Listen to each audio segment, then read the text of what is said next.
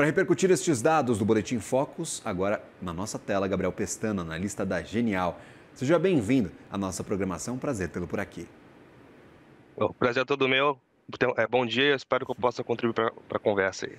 E a inflação não para, Gabriel, são sucessivas as revisões para baixo. Nós tivemos dados de inflação publicados nestas últimas semanas. Isso influencia na leitura do mercado de perceber talvez preços menores para o final deste ano. Tivemos uma Black Friday bastante forte, muitos gastos do consumidor nestes últimos dias. Como é que você está vendo essas projeções de inflação para o final de 2025? Claro, o dólar ajuda bastante. Então, acho que essa última parte aí da sua frase é crucial. O dólar ajudou bastante. O que está puxando bem essas projeções e o dado realizado é a parte que é mais sensível ao câmbio, tá? Especificamente alimentação e bens industriais. E isso está sendo combinado também com condições de oferta bem favoráveis, tá? Então, o que está acontecendo? Quando a gente olha o começo do ano, o que era, né, no começo de 2025, a projeção para o IPCA encerrar esse ano é de 5,5, era de 5,5. A gente vai encerrar o ano aí, como diz o Focus, algo em torno de 4,4. Mas se a gente olha a composição, quem puxou tudo isso foi realmente a alimentação e bens industriais, tá certo? Administrados devem fechar o ano ali em 5,2, serviços mais alto em 5,7, talvez algo por aí. Então, a palavra-chave para descrever a inflação desse ano, eu diria que é câmbio, tá? E aí, para o próximo ano, fica a questão. E aí? Câmbio vai ajudar de novo? Não vai? E a gente consegue ver isso refletido um pouco na projeção, porque para 2026, a projeção tá, que você colocou aí, né, 4,17, vamos falar 4,2, e para esse ano é 4,4, ou seja, é uma queda de 0,2 pontos de porcentagem, apesar de uma taxa de juros ainda bem contracionista. Então, nessa projeção, ainda está embutido um pouco de, digamos assim, desconfiança por parte do mercado que essa desinflação ela vai ocorrer de forma limpa, digamos assim. Existe uma certa suspeita de que, olha, talvez agora o câmbio não ajude mais tanto e o processo de desinflação para o próximo ano seja mais desafiador. Tem prêmio de risco, então, nessa leitura para o ano que vem na tua avaliação, né? Porque, teoricamente, uma taxa de juros em 15%, uma bomba para a economia, levaria a uma inflação até menor para o final do ano que vem, essa leitura? Exatamente isso. O que acontece, a gente pode utilizar um bom benchmark aí, que é a projeção do Banco Central. A projeção do Banco Central, ela meio que vai dar uma inflação um pouco, uma desinflação um pouco mais limpa, um pouco mais conectada ao canal de transmissão puro da política monetária. E para o próximo ano, essa projeção dele está em 3,6. E aí sim, aí é um número que eu acho que faz sentido quando a gente olha para onde vai terminar a inflação esse ano e o nível atual de taxa de juros.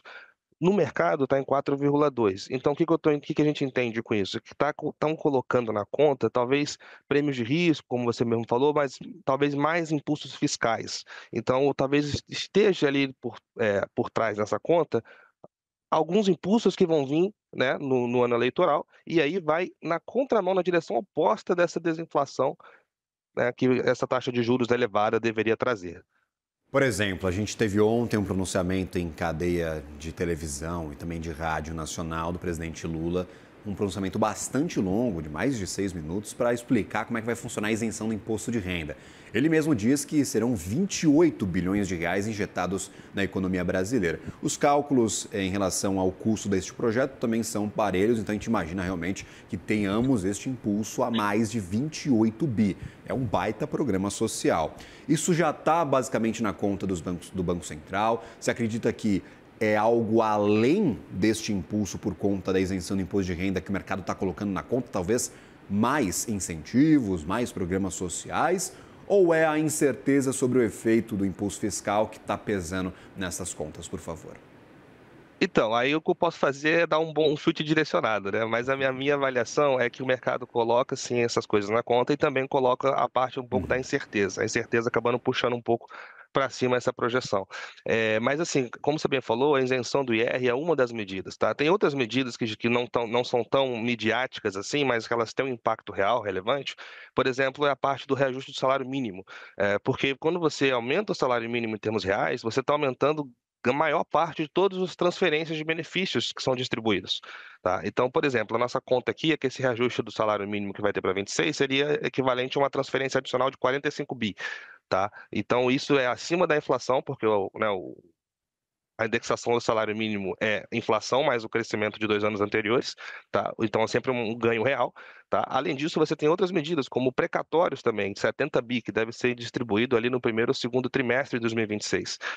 Isso também é uma medida a mais, entendeu? Então, o que eu imagino é que quando você junta tudo isso, é o que vai explicar 80% dessa inflação para 2026 mais esticada pelo mercado, em comparação com a que o Banco Central coloca na conta dele.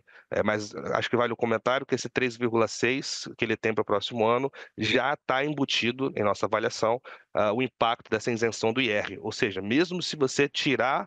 Quer dizer, se você tirar a isenção de IR, a inflação do Banco Central deveria ir para mais baixo ainda, talvez a 3,5 ou 3,4 no próximo ano.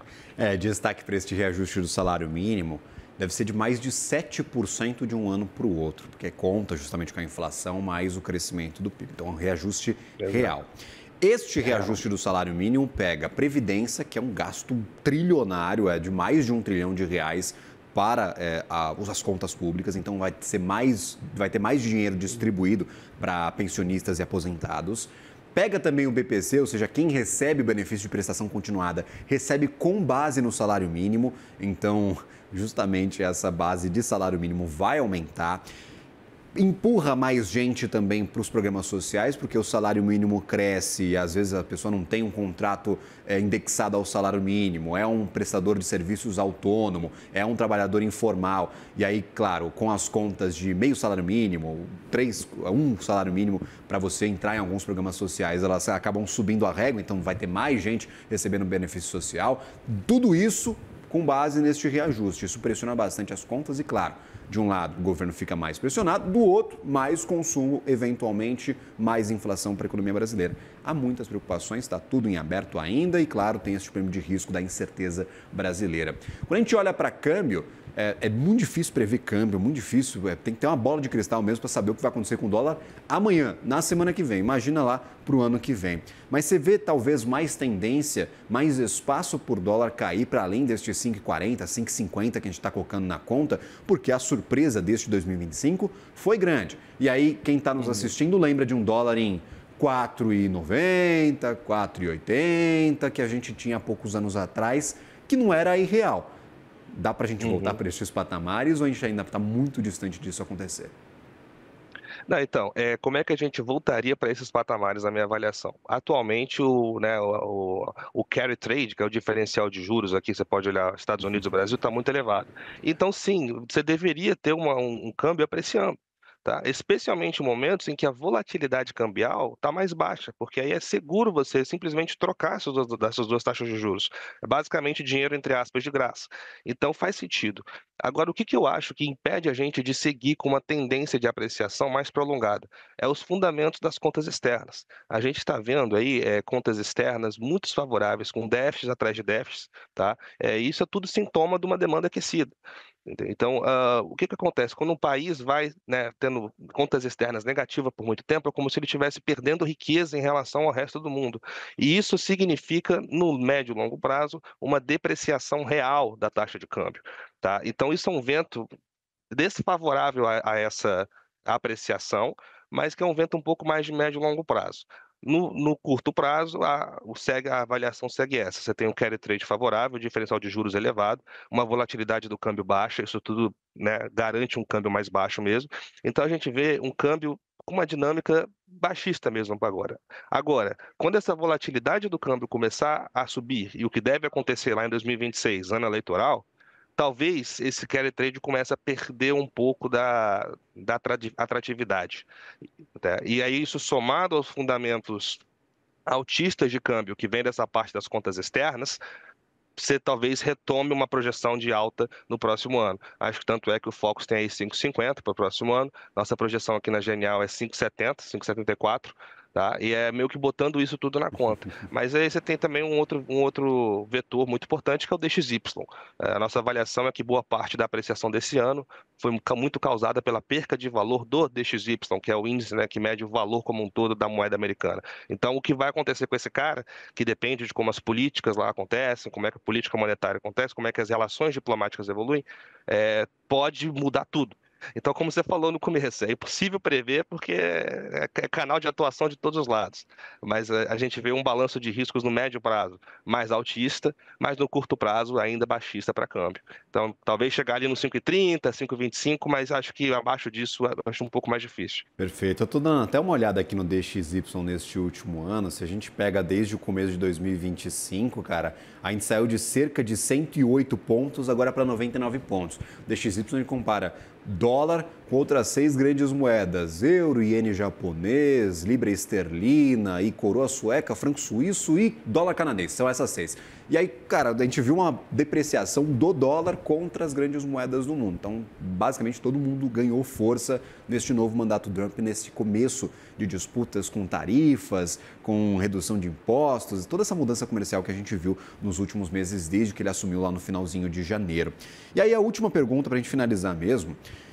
Eu começo a ver dezembro na tela aqui e eu começo a me coçar, porque dezembro passado foi uma zona, cara. Foi uma sazonalidade de saída de dinheiro, tava todo mundo com o cabelo em pé, falando de fiscal, falando de bomba brasileira.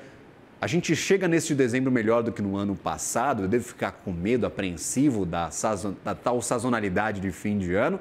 Ou a gente aparentemente vai passar um pouquinho melhor por este fim de 2025?